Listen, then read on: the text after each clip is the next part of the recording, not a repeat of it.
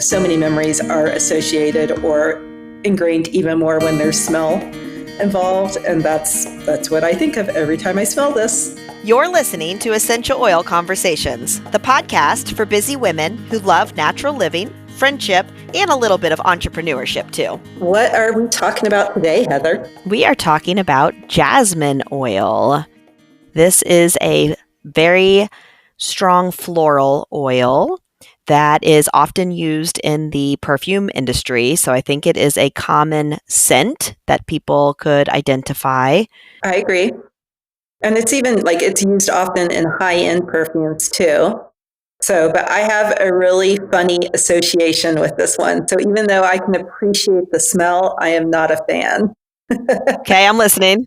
So when I was a kid, and this was I was probably 7, 8 years old, I had a friend and we would play Barbies together. So I was Barbie age.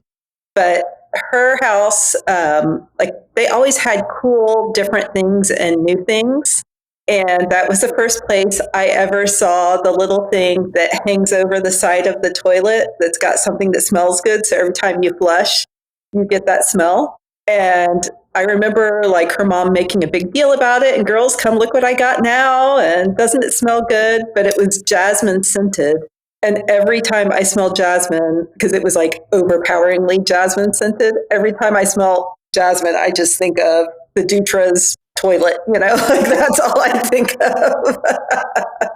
So even, I've got a few friends who really love high-end perfumes and they will wear these. And I'm I'm not going to tell them that every time they wear this, I associate it with the toilet. You just kind of giggle to yourself. Yeah. It's how random is that's a memory that's stuck in my head. This was a friend that only lived near us for a year or two too. It's not like it was a long standing friendship or anything. They moved away, but that memory, I guess, so many memories are associated or ingrained even more when there's smell involved. And that's what I think of every time I smell this. I do not smell that, luckily, but I also have not had that experience. Mm-hmm. It's very soft smelling. It is not my favorite floral oil. Neroli is my favorite floral oil if I had to pick one. But this one is not quite as pungent as I feel like some floral oils can be. Ylang Ylang is a very pungent smell to me. So this is soft. It was part of the Mother's Day collection a few years ago. And so they had just little mini bottles of the 4 nicest floral oils, I guess, that they had included in a little set, which is nice. Otherwise, this comes in a roller bottle. And then the only other way that you can purchase this oil is in a 2.5 milliliter bottle. This is a very precious oil, and so it comes in a very precious little bottle. And by precious, you mean expensive. Yes. Yes. So yeah, if you like the smell, I definitely recommend the roller bottle. It's got fractionated coconut oil in it as well, which, yes, is diluted, but it also means that it will last longer and absorb into the skin. And as you were talking, I actually put it on my skin. I haven't done this in a long time since I bought it, actually, but I remembered it smells differently on the skin. And it really does. On the skin, it almost smells like honeysuckle. I can smell that. Yes, yeah. I can smell that. That's really interesting. It smells completely different on the skin than it does from the bottle. Huh. And I like that more because it doesn't smell like the toilet. So, yeah, I would wear this as a perfume. Well, good, because they make it in perfume, so that works out well. Well, I mean, I would just use the essential oil version, not go buy the perfume. I thought this was an interesting oil for some of its uses because it says that it works really well for somebody that's experiencing fatigue, but yet it also works really well for sleep and relaxation. So I guess maybe for, some people, the scent can be uplifting, especially that honeysuckle scent could be uplifting versus it could be relaxing for other people too and help with sleep. It's good for skincare, so fine lines and wrinkles. If you liked this scent already, then you could kind of put it on your face where it could help with the skin as well. Mm-hmm.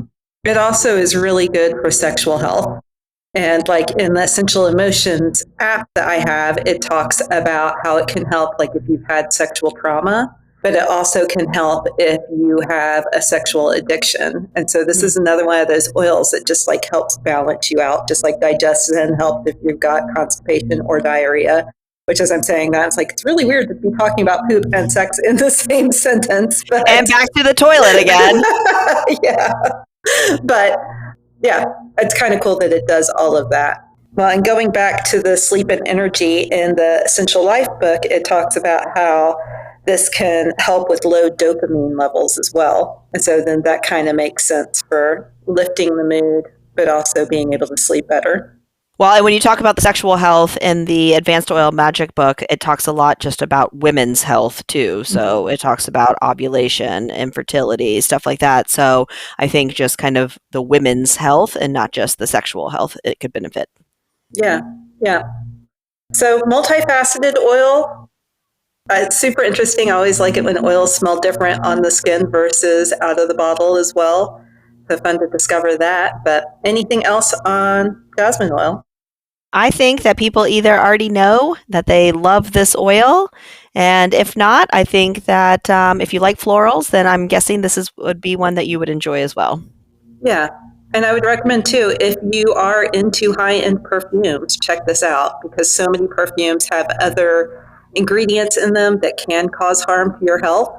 And so this would be a great way to have that really nice high-end scent without putting your body in danger. So just going to throw that out there. All right. Well, in our next episode, we're going to be talking about juniper berry. So make sure to subscribe to this podcast if you're not already so that you don't miss a single episode. Thanks so much. These statements have not been evaluated by the Food and Drug Administration. This podcast is not intended to treat, diagnose, cure, or prevent any disease.